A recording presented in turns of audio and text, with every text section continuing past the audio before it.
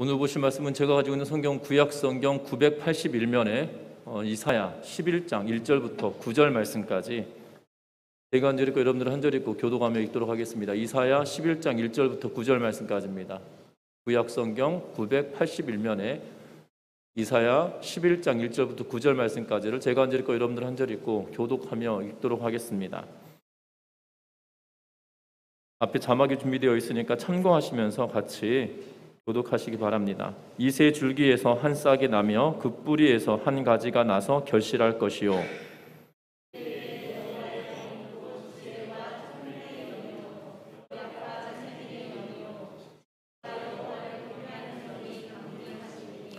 그가 여호와를 경외함으로 즐거움을 삼을 것이며 그의 눈에 보이는 대로 심판하지 아니하며 그의 귀에 들리는 대로 판단하지 아니하며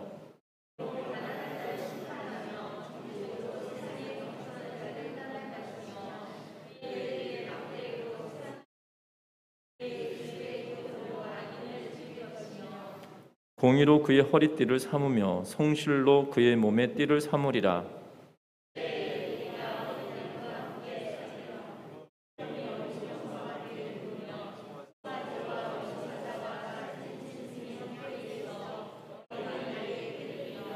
암소와 곰이 함께 먹으며 그것들의 새끼가 함께 엎드리며 사자가 소처럼 풀을 먹을 것이며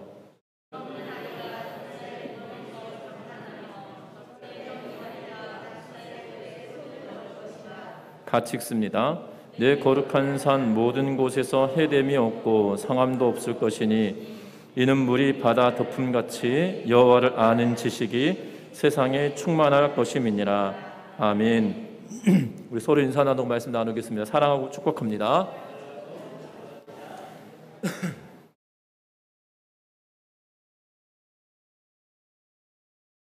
70년대에 한 농촌에 교회가 세워졌습니다. 그리고 예수 믿는 사람들이 생활에 본을 보임으로 말미암아 그 동네의 유지였던 한 어르신이 예수를 믿기로 작정하고 교회에 나왔습니다. 교회에 나온 지 얼마 되지 않아서 추수감사주일이 되었습니다. 그래서 추수감사주일 헌금을 해야 한다고 하니 이 유지되진 어르신이 쌀 한 섬을 헌금하였다고 합니다. 여기서 이 기록이 한 섬인 거 보아서는 진짜 오래된 것 같습니다. 요새는 한 섬, 이렇게 두 섬 이렇게 표현하지 않지 않습니까? 요새는 40kg, 80kg 이렇게 표현하지. 한 섬이라고 표현한 거 보니까 굉장히 오래된 일인 것 같습니다. 그런데 이 추수감사주일에는 교회에서 성찬식을 행하였었는데요. 추수감사주일이 지나고 난 이후부터 이 동네 유지였던 어르신이 교회에 나오지 않기 시작했습니다. 무슨 연고인지 한 집사님이 알아보니 이렇게 말씀하신 겁니다. 성찬식 때 세례받는 사람에게만 떡과 포도주를 나누게 되어지는데 그것 때문에 교회를 나오지 않았다는 겁니다. 그러면서 이렇게 말했다는 겁니다.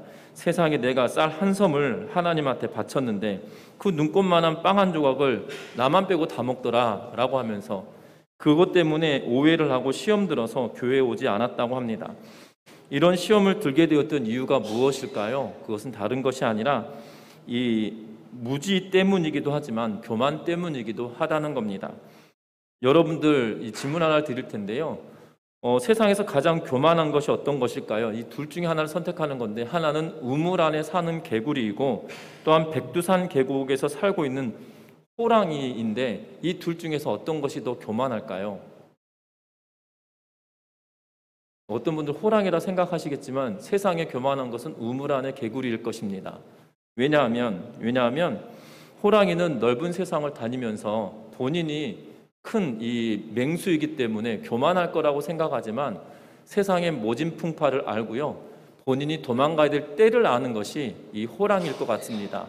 그런데 우물안 개구리는 세상에서 가장 위대한 이가 바로 자기라고 생각하기 때문이죠. 그래서 우물안 개구리에 관한 일화들, 이야기들, 설화들을 보면 설화들이 아니죠. 이 우화들을 보면 이런 이야기가 있습니다.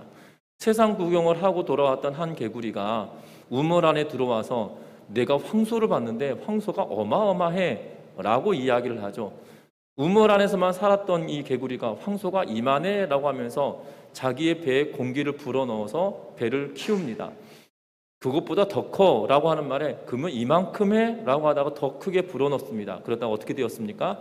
배가 빵 터지게 되어지죠.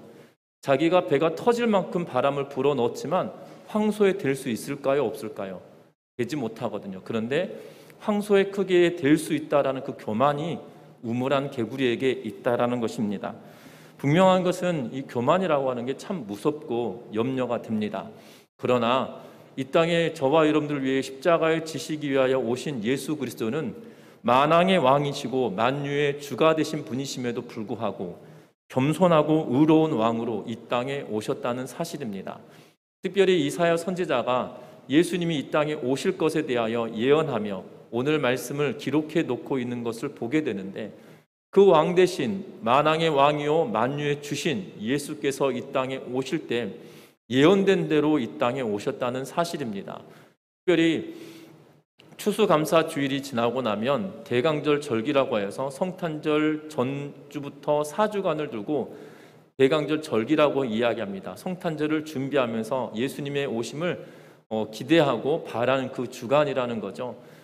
이 주간에 우리가 기억할 것은 예수님께서 만왕의 왕이요 만유의 주 되신 분이 겸손하고 의로운 왕으로 이 땅에 오셨는데, 그 이 땅에 오신 그 예수 그리스도가 지금 나에게는 어떠한 분이신지 오늘 말씀을 통하여 다시 한번 살펴보는 은혜가 있으시기를 주의 이름으로 부탁드립니다. 특별히 오늘 1절과 2절 말씀 같이 한번 읽어보겠습니다. 1절 말씀 같이 한번 읽어봅니다. 1절입니다. 이새의 줄기에서 한 싹이 나며 그 뿌리에서 한 가지가 나서 결실할 것이요. 아멘. 오늘 성경의 말씀에 보니까 이새의 줄기에서 한 싹이 나며 그 뿌리에서 한 가지가 나서 결실할 것이요 라고 하면서 이새의 뿌리에서 한 가지가 나오고 이새의 뿌리에서 한 열매가 나온다 라고 이야기하고 있는 것을 보게 됩니다. 이것은 이새의 뿌리라고 하면 바로 이새의 줄기에서 한 싹이 났다라는 의미는 이새의 아들이었던 다윗이 이스라엘 왕이었고, 다윗의 후예로 또한 왕가의 자손으로 이 땅에 오시는 이가 있다라고 말하고 있는 것을 보게 됩니다. 특별히 이사야가 활동하던 시기는 유다에게 있어서 굉장히 어렵고 굉장히 힘든 시기였습니다. 특별히 아수르에 의하여서 북이스라엘은 멸망당하였고요. 그리고 북이스라엘을 멸망시켰던 아수르가 남유다까지도 멸망시키고 점령하기 위하여서 예루살렘으로 내려오는 그러한 상황에 직면하였던 때입니다. 뿐만 아니라 아수르 이전에 북이스라엘이 아람과 연합을 하여서 남유다를 침공하였던 사건도 있었던, 이 항상 전쟁의 위협 속에 놓여졌던 때가 바로 이 남유다의 때이고 또한 이사야가 활동하였던 시기였습니다. 정치적으로 불안하였고 영적으로는 하나님을 버렸던 그러한 시기여서 하나님의 징계가 그들에게 임할 것에 대하여 끊임없이 이사야 선지자가 예언하고 있는 이유가 거기에 있다는 거죠. 남유다가 멸망당하기 100여 년 전임에도 불구하고 여전히 죄악 가운데 행하고 하나님의 뜻대로 살아내지 못하는 그러한 영적인 상황 속에 정치적으로 또한 경제적으로 또한 군사적으로도 위협당하는 그러한 때에 있었다라는 사실입니다.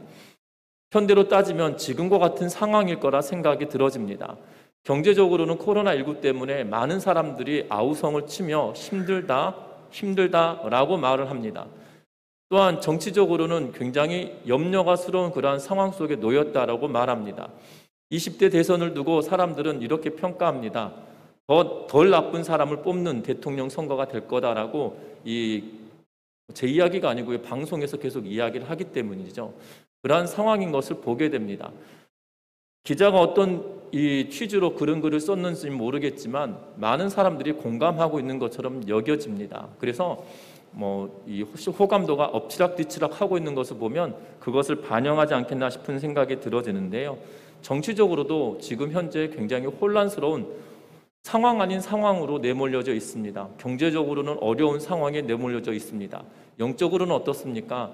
영적으로도 마찬가지로 하나님께서 기뻐하지 않는 일들에 더 열심을 내고 있는 일뿐만 아니라 우리가 예배하는 것조차도 쉽지 않은 그러한 상황 속에 우리가 내몰려져 있는 것을 보게 되어집니다.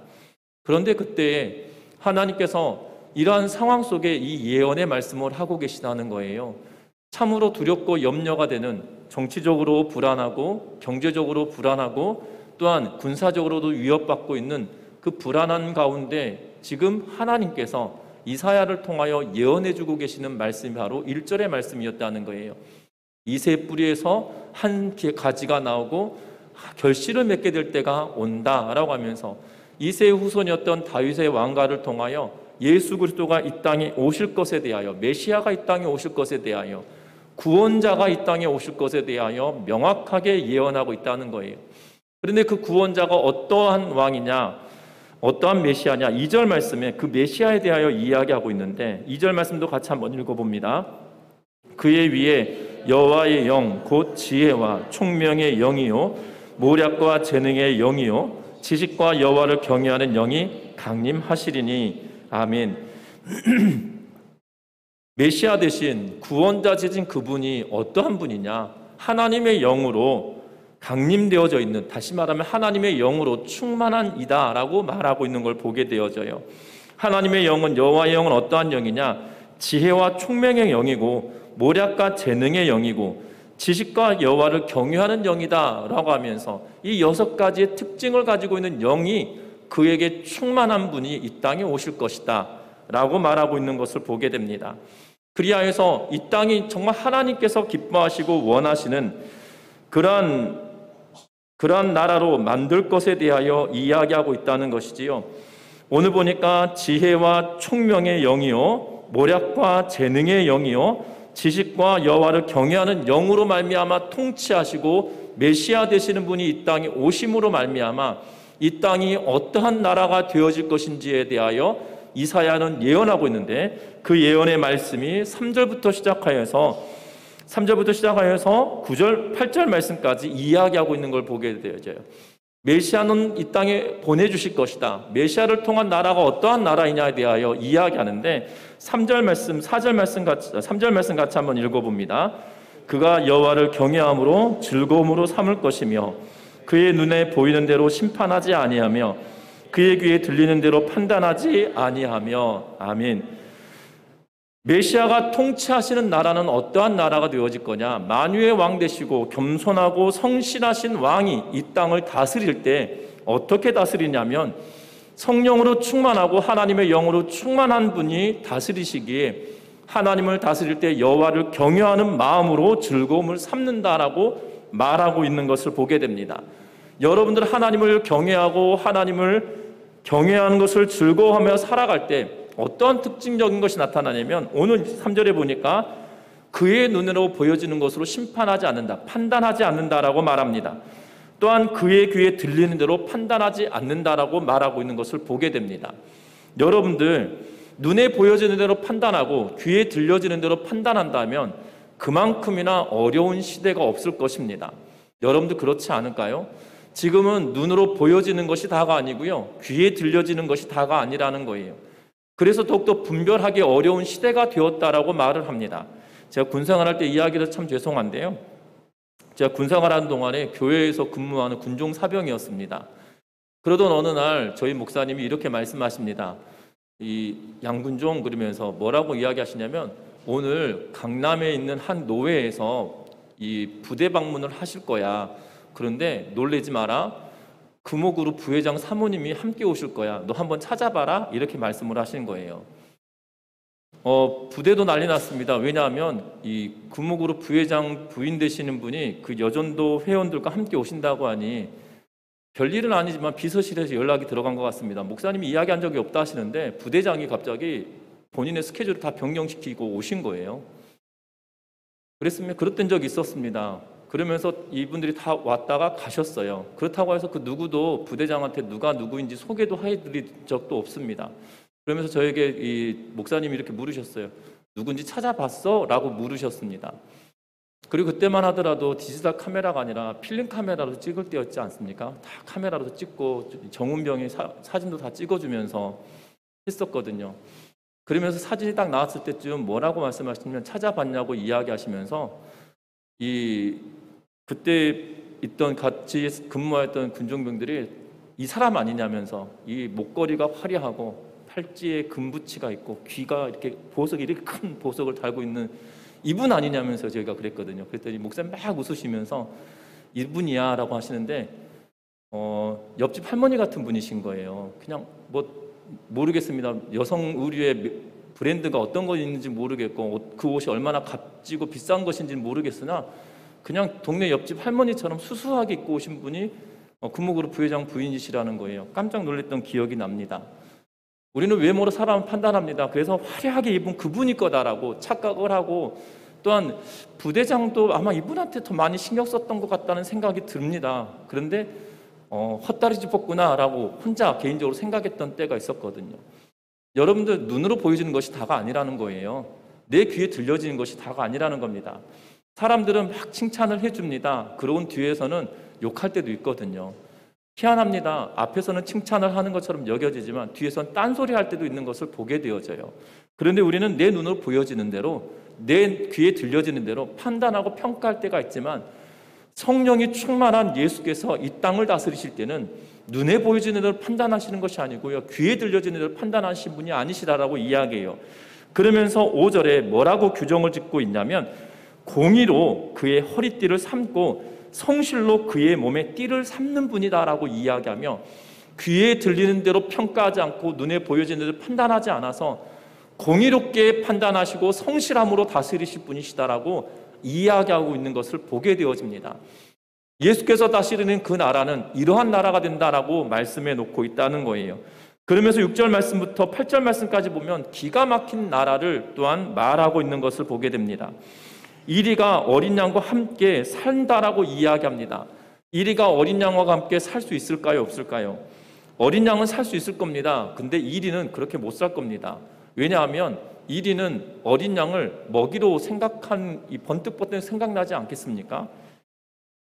그런데 이리와 어린 양이 함께 산답니다. 표범이 어린 염소와 누우며 송아지와 어린 사자가 살찐 짐승이 함께 있어서 어린이와 함께, 어린아이와 함께 같이 뒹굴며 살아가는 그런 평화로운 곳이 될 거다라고 이야기합니다.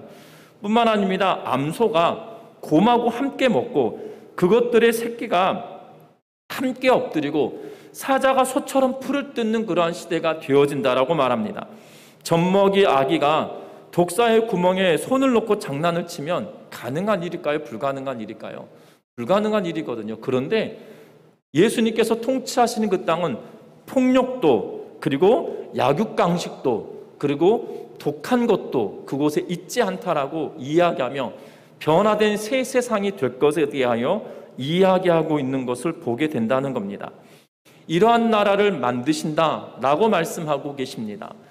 여러분들, 그 약속의 언약의 말씀으로 예수께서 이 땅에 오신다라고 이야기하고 있거든요. 그러면서 이 예언의 말씀이 2000년 전에 실제적으로 이루어집니다.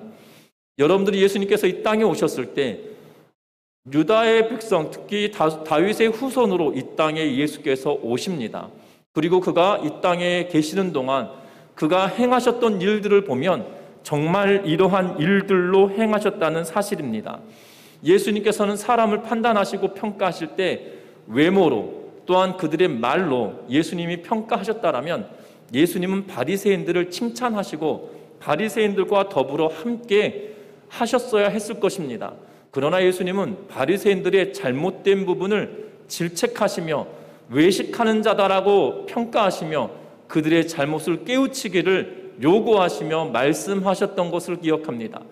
반면에 예수님은 세리와 창기들과 함께 하시며 그들을 예수께로 돌이키도록 만들어가고 계시는 것을 보게 됩니다. 우리가 잘 알고 있는 누가복음 19장의 삭개오의 사건을 보면 그는 세리장이었음에도 불구하고 예수님은 그의 집에 유하며 그로 하여금 하나님의 백성됨으로 이끌어 가고 계시는 것을 보게 되어진다는 거죠. 오늘 성경에 말씀하신 것처럼 눈으로 보여지는 것으로 평가하시거나 귀에 들려지는 것으로 평가하시는 분이 아니라 바로 정의와 성실함으로 이 땅을 다스리시는 표본을 보여주셨던 분이 바로 예수 그리스도셨다는 사실입니다.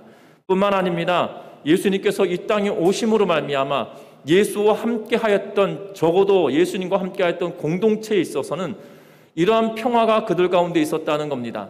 폭력이 그들 가운데 있지 않았습니다. 또한 시기 질투가 그들에게도 있지 않았습니다.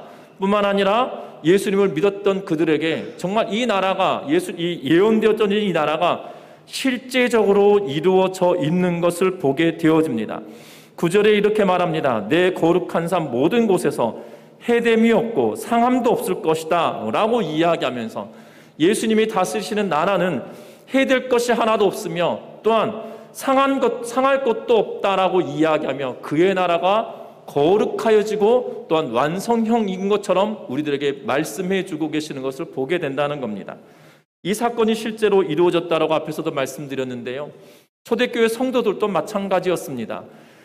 사도행전의 말씀을 통하여서 보면 그들이 이루고 있던 예루살렘 교회는 마치 이 4절부터 시작하여서 9절 말씀까지 말하고 있는 평화로움과 폭력이 없는 그러한 상태에 놓여져 있는 것을 보게 되고요. 공의와 성실함이 그들 가운데 충만하고 있는 것을 사도행전 2장과 사도행전 4장에 기록해 놓고 있는 것을 보게 되어집니다. 가난하고 부함이 문제가 있는 것이 아니라 서로 필요한 대로 나누어주며 교회 공동체가 하나님을 찬양하는 데 집중하고 서로의 필요에 따라 나누어주는 삶을 살아가는 그러한 공동체로 여기며 살아내고 있음을 성경은 분명하게 말하고 있다는 겁니다. 폭력도 없습니다. 또한 부드러움으로 그 공동체가 하나님의 나라를 이루며 나아가고 있는 것을 보게 된다는 겁니다. 눈물도 때로는 애통함도 그들에게 있지 않았음을 성경은 분명하게 우리들에게 증언해주고 있는 것을 보게 되어집니다. 이 예언의 말씀대로 예수님께서 이 땅에 오셨고 실제적으로 이루어졌다는 겁니다. 그래서 요한복음 1장 14절에 뭐라고 말합니까? 말씀이 육신이 되어 우리 가운데 거하심에 우리가 그의 영광을 보니 아버지의 독생자의 영광이요 은혜와 진리가 충만하더라 라고 이야기하고 계시는 것을 보게 됩니다. 예수님께서 이 땅에 오심으로 실제적으로 이 땅에 오셔서 그 나라를 이루시고 만들어 내셨다라고 이야기합니다. 비록 짧은 시간이었고 또한 예수님께서 죽으시고 부활하시고 승천하셨지만 그 후에 예수님을 닮아가길 원하는 그들로 말미암아 그 통치하심이 지금까지도 이루어져 가고 있다는 것을 요한은 우리들에게 말하여 주고 있는 것을 보게 됩니다. 그러면서 우리들에게 말합니다. 예수님께서 이 땅에 오심으로 말미암아 그의 독생자의 영광이요 은혜가 진리가 충만하여져서 그 공동체가 어떻게 살아왔는지에 대하여, 다시 말하면 교회 공동체가 예수를 믿음으로 말미암아 어떻게 다스림을 받았는지에 대하여 왕 되시고 하나님 되신 그분에 대하여 요한은 기록해 놓고 있는 것을 보게 된다는 겁니다. 분명한 것은 새하늘과 새 땅을 만드시고 새하늘과 새 땅을 여신 그 예수 그리스도가 실제적으로 이 땅에 관여하시고 함께해 주셨다는 사실을 요한과 복음서의 기자들은 기록해 놓고 있다는 것이에요. 분명한 것은 예언의 말씀대로 그렇게 실제로 행하셨다는 사실입니다. 그런데 중요한 것은 지금 살아가고 있는 저와 여러분들은 우리의 현실 속에 이러한 일들이 실제하냐는 것이에요. 분명한 것은 이사야 선지자를 통하여 예언하였던 말씀이 1세기에 예수님께서 이 땅에 오심으로 말미암아 실제적으로 이루어졌고 초대교회 성도들에게는 그것이 실제적으로 이루어졌다는 거예요. 하나님의 나라와 예수님께서 다스리시는 그 나라가 그들의 삶 가운데 실제적으로 이루어지니까 예수님께서 말씀하셨던 이사야 선지자가 말하였던 것이 사도시대에 실제적으로 이루어지고 그것이 이루어짐으로 말미암아 이 1세기의 그리스도인들이 몇만 명 되지 않았던 그들이 300년이 지나고 나서는 3,300배로 성장할 수밖에 없는 그런 상황으로 바뀌어진 이유가 바로 이 실제적인 사건이 이루어졌기 때문이라는 거예요. 여러분들 기억하셨으면 합니다. 그들에게도 일어났던 그 사건이 지금 현재를 살아가는 우리들에게 정말 실제적인 사건이고 메시아 되신 분이 정말 우리에게 관여하고 계시는 그분이신지 우리가 한번 살펴보아야 된다는 겁니다. 여러분들에게 있어서 예수님께서 여러분들을 통치하고 계시나요? 이 땅에 오신 예수님이, 이새의 뿌리에서 오신 예수님이, 약속의 예언대로 이 땅에 오셨던 그 예수님이 초대교회 성도들에게 관여하셨다라면 그 관여하신 그분이 저와 여러분들에게도 분명하게 동일하게 관여하셔야 된다는 거죠. 1세기에 예수님께서 공생애를 마치고 죽으시고 부활하시고 승천하셨어요. 그리고 난 이후에 삶들이 예수님과 함께하는 삶이었냐고요? 아니었단 말이죠. 그럼에도 불구하고 예수님의 다스림과 통치하심이 그들에게도 여전히 있었다는 거예요. 그 이유가 무엇입니까? 성령이 그들에게 함께하였기 때문이죠. 그러면 저와 여러분들에게도 동일하게 성령이 저와 여러분들 안에 계시기에 1세기에 살았던 그리스도인들의 삶의 모습이 지금 현재 살아가는 우리들의 모습 속에도 동일하게 나타나줘야 된다는 거예요. 그런데 우리의 삶은 실상은 그렇지 않다는 겁니다. 현대를 살아가고 있는 우리들에게는 그렇지 않다는 거예요. 여러분들 마가복음 17장 20절과 21절 말씀에 누가복음 17장 20절과 21절 말씀에 뭐라고 성경은 기록하고 있냐면 성경은 이렇게 말합니다. 바리새인들이 하나님의 나라가 어느 때에 임하나이까 묻거든 예수께서 대답하여 이르시되 하나님의 나라는 볼 수 있게 임하는 것이 아니요 또 여기 있다 저기 있다고도 못하리니 하나님의 나라는 너희 안에 있느니라 라고 말씀하고 계세요. 하나님의 나라는 여기 있다 저기 있다라고 말할 수 없고 이미 너희 안에 있다라고 이야기하고 있단 말씀이죠. 이 말씀의 의미는 결국 무엇입니까? 바로 성령이 우리 안에 계셔서 우리를 통치하시고 다스리시면 하나님의 나라가 내 안에서 이루어진다는 거예요. 그러면 지금 현대를 살아가는 우리들도 마찬가지죠. 1세기의 그리스도인들이 성령으로 말미암아 그들의 삶이 예수 그리스도의 통치함을 받음으로 인하여 오늘 이 약속하였던 이 4절, 3절부터 시작해서 9절 말씀까지의 모든 일들이 그들의 초대교회 성도들에게 실제적으로 이루어진 사건이었다라면 현대를 살아가는 성령과 동행하고 성령의 통치를 받는 저와 여러분들에게도 동일한 사건으로 지금 이루어져야 된다는 거예요. 초대교회 1세기에 살았던 지금으로부터 2000년 전에 살았던 성도들만 그랬나요? 아니었거든요. 한국 초창기 교회도 마찬가지였습니다. 모진 핍박과 고통을 당함에도 불구하고 그들의 삶 속에 성령이 함께 하시고 하나님의 나라가 이루어지니 그들이 어떠합니까? 모진 박해를 받음에도 불구하고 하나님의 나라를 위하여 헌신하고 수고하였던 이들이 너무나도 많았다는 거죠. 기억하십니까? 일제강점기 속에서도 하나님의 나라를 위하여 많은 순교자들이 나왔던 때를 기억하시나요? 그러면 1세기에 살았던 성도들에게 함께 하셨던 성령께서 지금으로부터 약 100년 전에 살았던 우리 초대교회, 초창기 한국교회 성도들의 삶 속에 역사하셨던 그 성령님은 지금 우리와 다른 성령님이냐 이 말이에요. 아니거든요.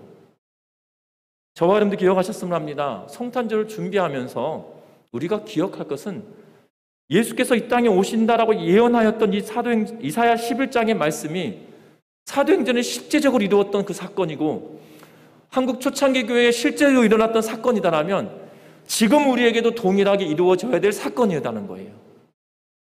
그런데 그들과 우리의 차이점이 뭐냐는 겁니다. 분명한 것은 오늘 말씀을 통해서 우리가 기억할 것은 이곳에 있다 저곳에 있다 하나님 나라는 이곳에 있다 저곳에 있다라고 말하는 것이 아니라 이미 우리 안에 있다라고 말씀하시면서 성령이 우리 안에 있다라고 말씀하시면서 그 성령의 통치하심과 성령의 지배하심이 우리의 삶 가운데 충만하게 드러남이 있어야 된다는 것을 기억하며 나아가는 은혜가 있기를 주의 이름으로 부탁드립니다. 우리 여러분들 그들과 다른 것이다라면 우리가 전적으로 그 하나님의 음성에 순종하는 삶을 살지 않기 때문이라는 거예요. 그들과 지금 현재를 살아가는 우리가 다른 점이 있다라면 지금보다 그들의 학력 수준이 떨어질지 모르고 경제적인 수준이 떨어질 수 있어요. 그런데 하나님을 향한 하나님의 말씀 앞에 순종하려고 하는 순종하려고 하는 그 순전한 마음은 우리보다 훨씬 뛰어났었던 것은 확신하다는 거예요. 여러분들 놀랍습니다. 하나님의 말씀을 온전하게 받으면 실제적으로 이루어져요.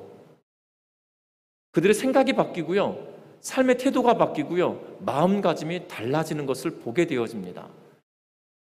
제가 전에 설교하면서도 말씀을 드렸는데요. 우리 전라북도 지역에 유명한 교회가 있다고 말씀드렸어요. 교회사 책으로 이게 목사님들 설교 속에 빠지지 않는 교회들이 등장하는데 여기 김제에 가면 금산에 가면 금산교회가 있거든요. 그곳에 가면 왜 그 교회가 유명하냐면 교회가 너무나도 웅장하고 크기 때문에 유명한 것이 아니라 그 교회에 다녔던 이 장로님의 이야기 때문에 유명한 교회입니다. 그곳에 그 동네 이 주인이었던 사람과 종이 함께 교회를 다녀요. 그래서 장로 투표를 하게 됩니다.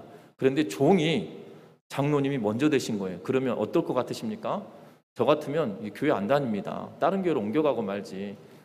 그런데 그 장로님이 자기의 종을 종에서 해방을 시키고요. 그분을 장로로 섬깁니다. 그리고 그분을 평양신학교로 보내요. 여기서 여러분 김제에서 평양까지 오고 가고 있는 교통비만 하더라도 얼마일까요? 지금 상상 못할 것 같습니다. 일제강점기잖아요. 이 김제에서 평양까지 왔다 갔다 매주 올려보내고 내려보내고 하면서 섬깁니다. 그리고 그의 생활비를 댑니다. 그리고 학교를 다 마치자 김제 금산교회 담임 목사님으로 그분을 모셔와요. 이게 한국 초대교회 굉장히 유명한 일화 가운데 하나입니다. 그분이 뛰어나기 때문에 그런 것이 아니고요. 그게 대표적이기 때문이고 그분뿐만 아니라 많은 한국교회에 그런 역사들이 일어났었어요. 하나님의 말씀 앞에 순종하고 나니까 눈에 보여지는 것이 다가 아니고요. 귀에 들려지는 것이 다가 아니었어요.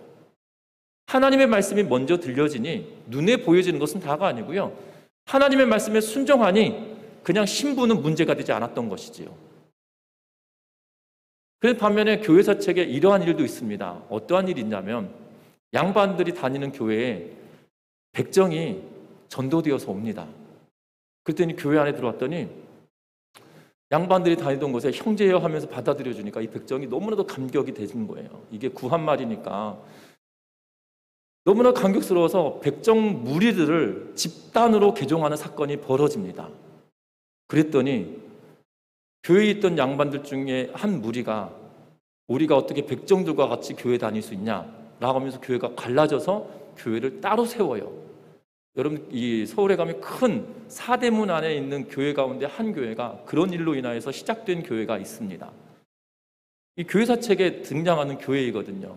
그 교회의 성도들은 그 교회 가운데 양반이었던 분들이 하나님의 말씀에 순종했느냐 순종하지 않았느냐, 순종하지 않았기 때문에 교회를 갈라 세우고 신분을 나누고 눈에 보여지는 것이 다라고 여기며 그들을 폄하하고 나누려고 하는 모습이 보여지고 있거든요. 여러분도 기억할 것은 내가 지금 하나님 말씀 앞에 하나님의 통치하심에 내가 순종하느냐 하지 않느냐가 다르다는 거예요. 1세기를 살아왔던 성도들과 초창기 한국교회 성도들과 현대를 살아가고 있는 그리스도인들의 모습 속에 다른 점이 있다면 그 순종의 여부가 한가름을 하고 있다는 걸 기억하면서 저와 여러분들이 하나님의 말씀 앞에 어떠한 자세로 나아갈 것인지 결단하며 나아가는 그러한 성탄절을 맞이하는 우리 전미중앙교회 성도님들 되시기를 주의는 부탁드리는데, 특별히 우리가 순종의 자리에 끝까지 서서 주님께서 나에게 말씀하시는 대로 나아가는 은혜가, 하나님께서 나에게 말씀하시는 대로 순종하는 은혜가 저와 여러분들이 충만하시기를 주의 이름으로 부탁드립니다. 그리하여서 저와 여러분을 통하여 놀라운 역사가 이루어지길 바라는데, 하나님의 일은 순종하는 사람으로 인하여 시작되어진다는 거예요. 하나님의 역사는 순종하는 사람들로 말미암아 이루어진다는 거예요. 그것을 기억하면서 순종의 자리에 날마다 나아가며 예수 그리스도의 말씀 앞에 우리가 복종하고 순종하는 자리에 나아감으로 말미암아 그 역사 가운데 하나님의 일하심을 눈으로 볼 수 있는 우리 전미중앙교회 성도님들 되시기를 주의 이름으로 부탁드립니다. 그래서 하나님께서 기뻐하시는 공동체, 하나님께서 기뻐하시는 그 한 사람이 되어져서 저와 여러분들의 삶 가운데 하나님의 살아계심을 드러내고 하나님의 영광을 나타내는 저와 여러분들 되시기를 주의 이름으로 축원합니다. 우리 찬양하시겠습니다.